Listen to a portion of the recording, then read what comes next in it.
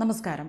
പൗരത്വ ഭേദഗതി നിയമത്തിനെതിരായ പ്രതിഷേധത്തെ തുടർന്ന് സംസ്ഥാനത്ത് രജിസ്റ്റർ ചെയ്ത കേസുകൾ പിൻവലിക്കാനുള്ള കേരള സർക്കാരിന്റെ തീരുമാനത്തിൽ വിശദീകരണം തേടി തിരഞ്ഞെടുപ്പ് കമ്മീഷന്റെ നോട്ടീസ്. തിരഞ്ഞെടുപ്പ് ചട്ടലംഘനം നടത്തിയാണോ കേസുകൾ പിൻവലിച്ചത് എന്നത് സംബന്ധിച്ച് എത്രയും പെട്ടെന്ന് വിശദീകരണം നൽകണമെന്ന് സർക്കാരിനോട് തിരഞ്ഞെടുപ്പ് കമ്മീഷൻ ആവശ്യപ്പെട്ടു. ഇന്ന് തന്നെ സർക്കാർ ഇത് സംബന്ധിച്ച വിശദീകരണം നൽകിയേക്കും. മുഖ്യമന്ത്രി പിണറായി വിജയനാണ് CAA പ്രതിഷേധത്തെ തുടർന്ന് രജിസ്റ്റർ ചെയ്ത ഗുരുതരമല്ലാത്ത കേസുകൾ പിൻവലിക്കുമെന്ന് പ്രഖ്യാപിച്ചത്.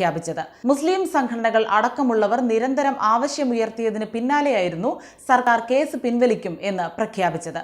പൗരത്വ ഭേദഗതി നിയമത്തിനെതിരായ പ്രതിഷേധത്തെ തുടർന്ന് സംസ്ഥാനത്ത് 835 കേസുകളാണ് രജിസ്റ്റർ ചെയ്തത്.